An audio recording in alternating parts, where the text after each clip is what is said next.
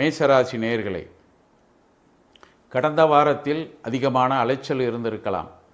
குழந்தைகள் மூலமாக செலவுகள் வந்திருக்கலாம். தொழிலில் ஏதாவது போட்டி பொறாமைகள் ஏற்பட்டு இருக்கலாம். நமக்கு கொடுக்க வேண்டிய கடன் பாக்கிகள் யாராவது கொடுக்காமல் இருந்திருக்கலாம்.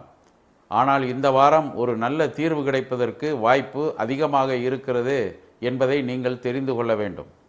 காரணம், உங்களது ராசியின் 12ஆம் இடத்திலே இருந்த ராகு பகவான் இப்பொழுது 11ஆம் இடம் என்று சொல்லக்கூடிய லாபஸ்தானத்திற்கு செல்லுகிறார். ராகு பகவான் 3, 6, 11 போன்ற இடங்களில் சென்று அமருகின்ற பொழுது நல்ல பலன்களை வாரி வழங்குவார் என்பது ஐதீகம்.